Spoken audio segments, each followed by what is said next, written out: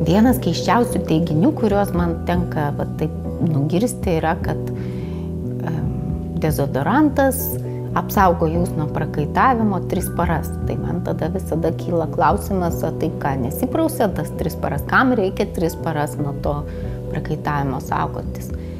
Bet kalbant rimtai, prakaitavimas yra natūrali žmogaus funkcija ir mes privalom leisti savo prakaituoti.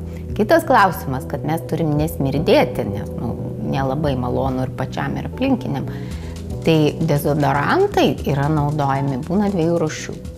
Tie, kurie tik dezodoruoja, tai yra naikina kvapą, ir tie, kurie neleidžia prakaitui prasisunkti.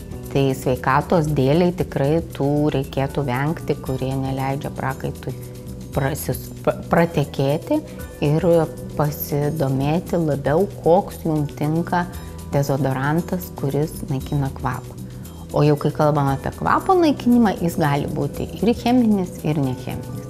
Tie įprastiniai cheminiai daugiausiai remiasi aliuminio druskomis, apie kurias daug yra jau ištirta ir įtariama, kad jos neigiamai veikia onkologiją ir ypač krūtų. Turėkime omeny, kad pažastis yra ta vieta, kur limfa sueina ir daug yra valymosi procesų, tai bent kiek apie savo anatomiją ir fiziologiją pagalvojus, nereikėtų, kaip turėtų kilti įtarimas, kad nėra gerai užkimšti tas prakaito liaukas.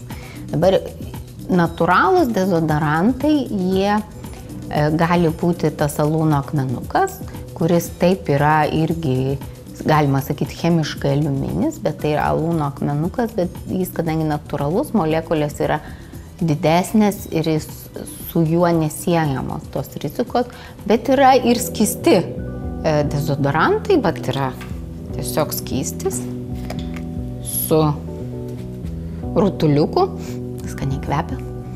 Ir jo funkcija yra tiesiog naikinti tas bakterijas ir naikinant bakterijas, naikinti kvapą, nes smarvė atsiranda dėl bakterijų.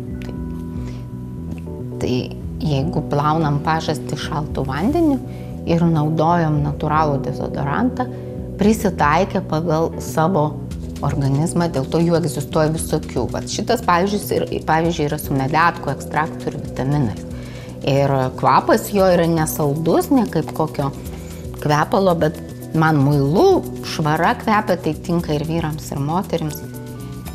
Ganėtinai neutralaus kvapo. Labai jautriom pažastim, nes tikrai pažastoda yra jautri, yra alavijo pagrindu ir šitas yra stipresnis truputį su rozmarinu.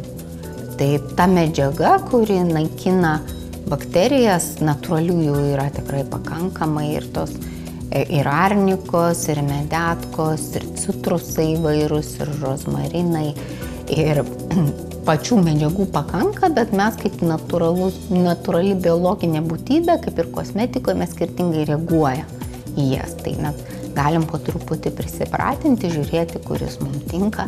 Ir organizmas gal savaitę kokią ir nepuls elgtis, tai kaip jums norėtųsi, jeigu prieš tai naudojot cheminį dezodorantą, ypač jeigu naudojot stiprų dezodorantą.